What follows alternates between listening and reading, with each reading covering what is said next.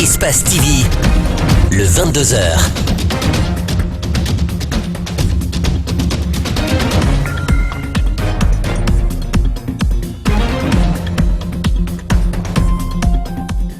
Bonsoir à tous, merci de nous choisir pour vous informer. Bienvenue dans cette grande édition d'information. Tout de suite, les titres. Bras de fer entre l'Office guinéen de publicité et l'Union nationale des agences publicitaires de Guinée. Les publicistes désapprouvent les nouveaux frais de licence fixés par le conseil d'administration de l'OGP. Ils comptent organiser un sit-in ce lundi 6 mars devant le siège du dit département pour demander une révision de cette nouvelle résolution. Salifou Supervé Camara, ancien président de la Fédération guinéenne de football, va saisir la justice pour voir clair dans le congrès électif qui a entraîné son départ de l'instance.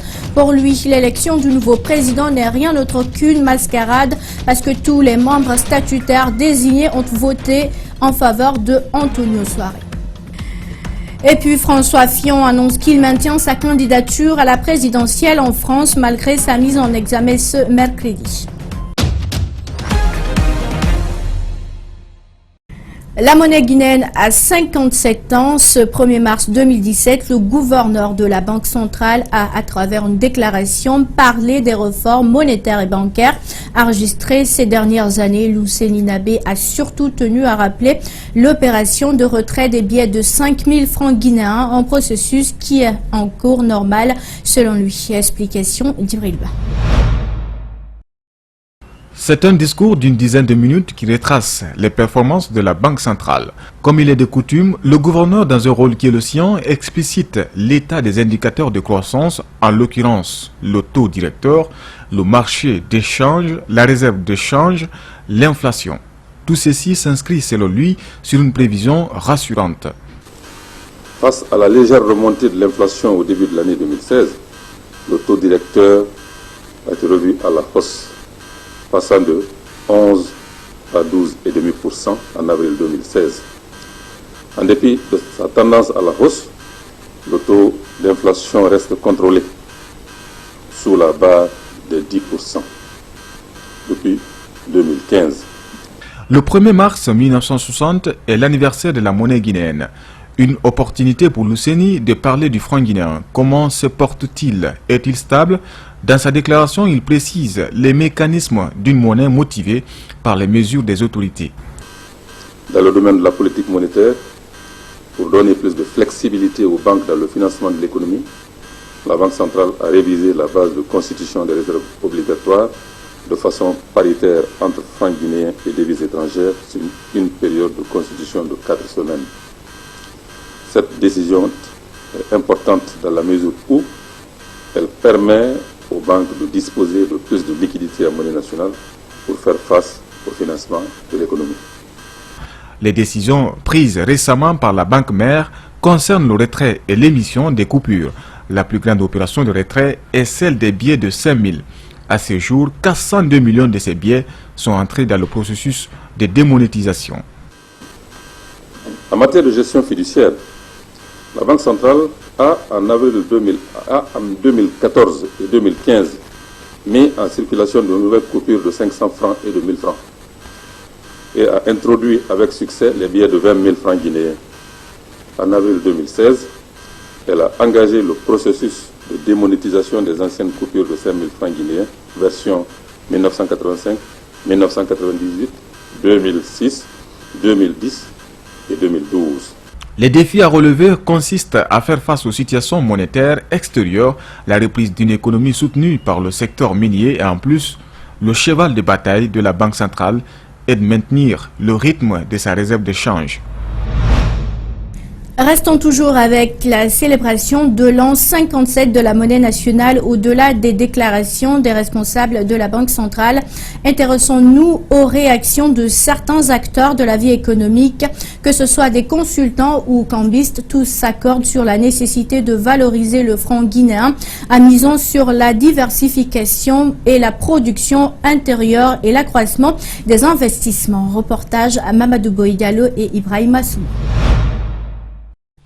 Ces coupures de billets symbolisent le franc guinéen qui célèbre ce 1er mars 2017 l'an 57 de sa création. Une occasion pour certains acteurs de faire l'état des lieux de cette monnaie. Là-dessus, les avis restent partagés. Ce qui est très important pour une monnaie, c'est sa stabilité par rapport aux autres monnaies. Et il y a eu des efforts, mais ces efforts-là doivent être couronnés par la baisse des impôts. Il faut qu'on valorise notre monnaie, que notre monnaie ne soit pas tout au marché, c'est pas bon. Il faut que ça soit le tiers au marché, le reste on laisse à la banque. Mais le Guinéen, peut-être le banquier n'est pas plus convaincu le Guinéen pour gérer le franc guinéen. Mais dès que le franc guinéen est facile à trouver au marché, le devise va augmenter. Le franc guinéen n'est pas stable sur le marché face aux devises étrangères. À cela s'ajoute la faiblesse du système bancaire. D'ailleurs, la dernière enquête sur la note de conjoncture de la Banque centrale, l'institution en charge de conduire la politique monétaire et financière de l'État, révèle la faiblesse du recours au crédit bancaire par les entreprises. Une situation qui n'est pas sans conséquence sur leur développement. Les principales sources de financement aujourd'hui des entreprises, c'est le crédit fournisseur et l'autofinancement. Donc les entreprises s'étouffent. Au-delà du fait qu'on n'a pas encore véritablement un secteur privé, mais les petites et moyennes entreprises que nous avons ont des besoins de financement, mais ils ne trouvent pas qui pour financer leur activité. Des mesures sont nécessaires donc pour valoriser la monnaie nationale afin de stimuler la confiance des acteurs économiques. Ce consultant propose quelques approches. Il faut développer l'agriculture et il faut encourager les initiatives de la jeunesse, par exemple les nouvelles technologies, à créer des start-up, etc. Mais à ne pas imposer à ces nouvelles structures des taxes qui peuvent les empêcher d'aller au bout de leur initiative. Au-delà des déclarations, les actes doivent suivre pour valoriser le franc guinéen qui, paradoxalement, est peu utilisé comme unité monétaire sur les documents financiers comme les factures, en dépit d'une mesure de la BCRG à cet effet. Une banque sans vice-président depuis plus d'1 an. Parlons de toute autre chose dans cette édition. Il s'agit de la grève des enseignants. L'opposition républicaine était jusqu'ici restée silencieuse cet après-midi au siège de l'UDG. Elle a dénoncé les violences commises sur les manifestants et a promis d'organiser une marche pacifique. Mais ce n'est pas tout. Elle a aussi profité pour nous dire qu'elle ne sait plus à quand la tenue des élections locales. Reportage Mamadou Saliouba, Abdoulaye Kamara. Il ne s'est jamais montré souple devant le gouvernement. Aboubakar Silla continue encore de critiquer le parti au pouvoir, une façade derrière laquelle se cache aussi un défenseur des militants de l'opposition. La grève de l'intersyndicale de l'éducation, l'opposition républicaine ne compte pas fermer les yeux. En réponse à ces violences, une marche pacifique est déjà prévue. Nous avons décidé cette fois-ci, comme par le passé, de condamner donc ces actes de violence. Mais cette fois-ci, nous avons décidé d'appeler les Guinéens à une manifestation pacifique. Nous avons décidé d'organiser une marche en appelant la société civile, les syndicats à y participer. Toujours filmés ensemble, cette image symbole de leurs idées communes, tous dénoncent les violences du 20 février dernier. L'opposition républicaine ne cesse de trouver des occasions pour fustiger la démarche du gouvernement. Cette grève aurait pu être évitée. La décision du président de changer le ministre de l'enseignement vient de façon tardive. L'opposition ne trouve aucune importance. Ces affectations de personnes ne vont pas résoudre le problème de l'éducation. C'est un problème qui est profond, c'est un problème qui est récurrent, c'est une question qui tire son origine du laxisme qui prévaut dans ce secteur, de l'insuffisance des ressources affectées à ces secteurs, ainsi que de la désorganisation qui existe au niveau de tous les secteurs d'activité dans ce pays. Du social à la politique, les plaintes sont énormes. Jusqu'ici, ils avaient une idée sur la tenue des élections locales. Un discours aussi long, dans lequel l'opposition dénonce le manque de volonté de la part du gouvernement quant à l'organisation des élections locales. La CENI, qui devrait normalement s'associer aux travaux du comité de suivi et nous permet d'avoir une visibilité sur les élections à venir, ne se sent pas tenue par les dispositions de l'accord, encore moins par les décisions du comité de suivi. De sorte qu'aujourd'hui, on ne sait pas quand est-ce que les élections communales vont se tenir. Au titre des revendications, les harcèlements de certains membres de l'opposition à l'intérieur du pays ou encore le retard de l'indemnisation des victimes de 2013. L'opposition souhaite une rencontre entre le président et le chef de file de l'opposition pour prévenir des manifestations. Je vous le disais en titre, c'est un bras de fer entre l'Office guinéen de publicité et l'Union nationale des régies et agences publicitaires de Guinée. Les publicistes disent ne pas adhérer à la décision du conseil d'administration de l'OGP. En ce qui concerne les nouveaux frais de licence, ils comptent à cet effet organiser ce lundi un sit-in devant le siège du département pour se faire entendre. Les explications de Mohamed Damaro Kamara et Abou Koriakourouma. À l'issue de sa première assemblée générale tenue le 25 janvier dernier, le conseil d'administration de l'Office guinéen de publicité a décidé d'augmenter à 100% les frais de licence de la publicité en République de Guinée. Une décision que ne partagent pas les acteurs du secteur. Nous, agences de publicité, rejetons principalement la décision de l'OGP et de son conseil d'administration d'augmenter unilatéralement le coût de la licence d'exercice de la publicité en Guinée, passant de 20 millions à 40 millions dans sa forme et dans son fond. Ces nouvelles résolutions ont été prises unilatéralement sans avoir tenu compte des réalités du secteur dans le pays, estiment les publicistes. Les personnes les mieux indiquées pour parler des problèmes que subissent les agences de communication, c'est nous en tant qu'agence de communication, en tant que membres actifs. Et je pense qu'il est important pour tout un chacun qu'on soit présent et qu'on puisse donner au moins notre avis pour au moins essayer d'assainir notre secteur d'activité. Leur tentative de rencontrer le conseil d'administration de l'OGP en vue de redéfinir les charges sont restées vaines. Voilà pourquoi ils décident d'organiser un sit-in lundi prochain pour exprimer leur désaccord. Ouverture ce mercredi de la 19e Assemblée générale de l'Association africaine des centrales d'achat de médicaments essentiels ACAM. Les 21 pays membres vont échanger autour du thème 20 ans après leur création. Quelle stratégie les centrales d'achat doivent-elles adopter pour renforcer la disponibilité et l'accès aux médicaments essentiels de qualité? Idriss Sabari, Amara Alexila pour le reportage. Au cours des discussions durant cette 19e Assemblée générale de l'ACAM, les participants venus des 21 centrales des pays membres vont échanger sur le cadre juridique et institutionnel, les nouvelles problématiques pour le financement des centrales. Ils vont aussi débattre des nouvelles stratégies d'achat et de distribution des produits de santé. Aujourd'hui encore, l'approvisionnement régulier en médicaments essentiels de qualité et à coût accessible pour les populations reste un enjeu important pour nos États africains. Et de ce fait, demeure un objectif commun, partagé par toutes les centrales d'achat africaines. L'ACAM a été créée en 1996 dans le cadre de la mise en place d'une politique d'approvisionnement commune des pays membres et associés. Sa mission est de contribuer à améliorer les performances des centrales d'achat membres pour rendre disponibles et accessibles géographiquement et financièrement les médicaments essentiels. Les résultats sont encourageants et confirment le bon niveau de conformité aux normes de l'OMS.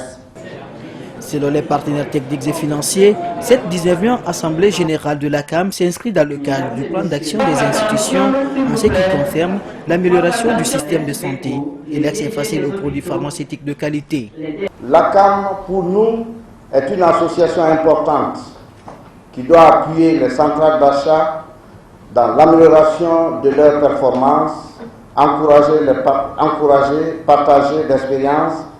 Au nom du gouvernement guinéen, le ministre de la Santé et de l'Hygiène publique s'est engagé à soutenir les initiatives de l'ACAM à travers un appui à la pharmacie centrale de Guinée.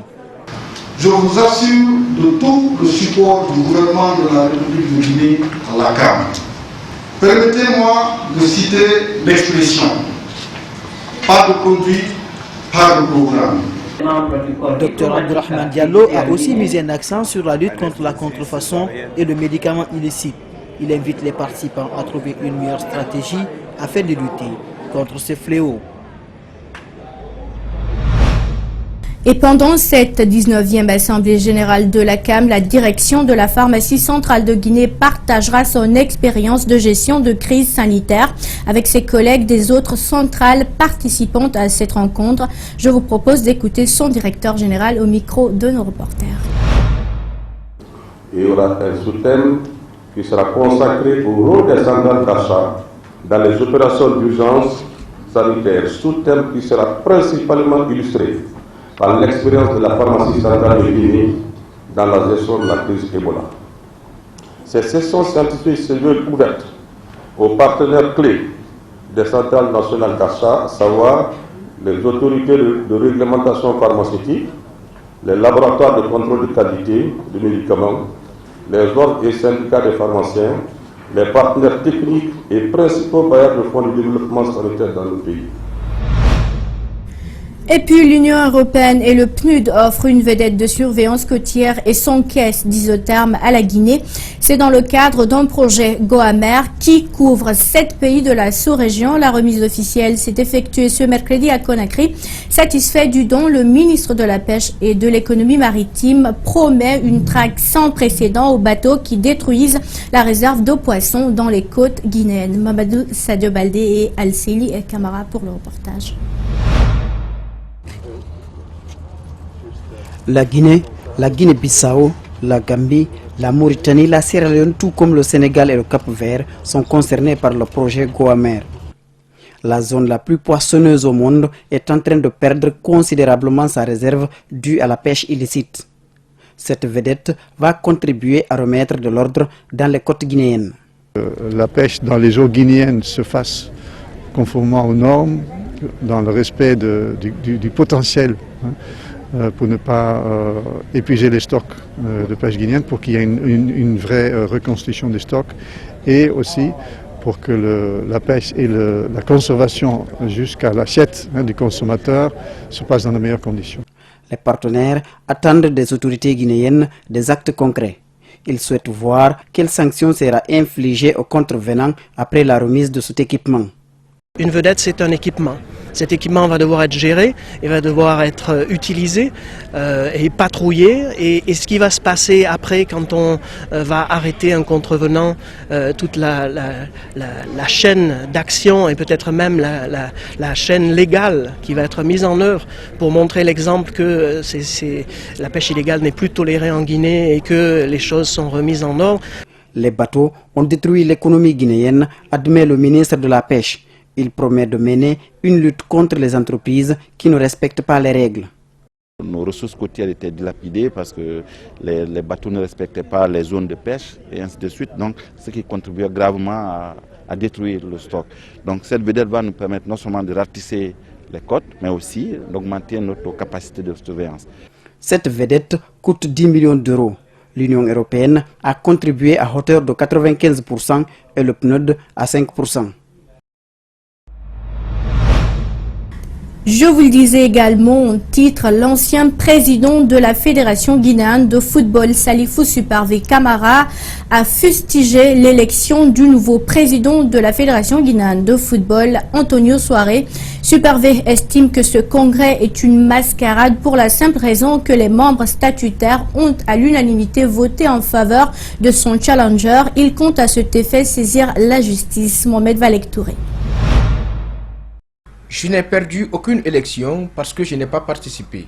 Voilà comment Salifou Camara Supervé s'est prêté à notre micro pour contester l'élection d'Antonio Soare à la tête de la Fédération guinéenne de foot et son vice-président Amadou Gabi qu'il qualifie de mascarade. Le candidat déchu affirme que le vote a été organisé de toutes pièces. En aucun cas, il ne peut admettre l'élection d'Antonio. Je n'ai pas subi de défaite parce que je n'ai pas compétit. Je me suis désengagé du processus électoral parce que tout simplement j'ai constaté bien avant que les règles étaient biaisées. On a mis comme membres statutaires donc les votants des associations qui n'étaient pas constituées selon les lois de la République. Alors pour ne pas cautionner des choses qui vont à l'encontre des statuts de la Fédération guinéenne de football, de la CAF et de la FIFA, je me suis désengagé du processus. Donc j'ai retiré ma candidature. L'ancien président de la FEGIFOOT souligne que les membres statutaires étaient des votants. Si on faisait les élections avec les membres statutaires réguliers, c'est-à-dire les clubs et les ligues régionales, je l'aurais battu. Donc c'est pourquoi ils ont mis des associations irrégulières, n'est-ce pas, associations de ceci ou cela, pour grossir son nombre. N'est-ce pas? Pourquoi moi je me suis désengagé? Je n'étais pas là. Je ne sais pas d'où vous prenez ces chiffres, là, 62, je ne sais pas quoi encore. Je n'étais pas dans la course. Je n'étais pas dans la salle. La mise en place des associations comme membres statutaires est aussi dénoncée par Salifou Kamara Super V. Mais pour se rendre justice, il compte saisir les tribunaux arbitraux de la CAF et de la FIFA. Et voilà qui met fin à cette grande édition d'information à tous. Merci de l'avoir suivi. Merci également à l'équipe de la rédaction ainsi qu'à celle technique. Surtout, restez avec nous. Nos programmes continuent sur Espace TV. Passez une excellente soirée. Au revoir.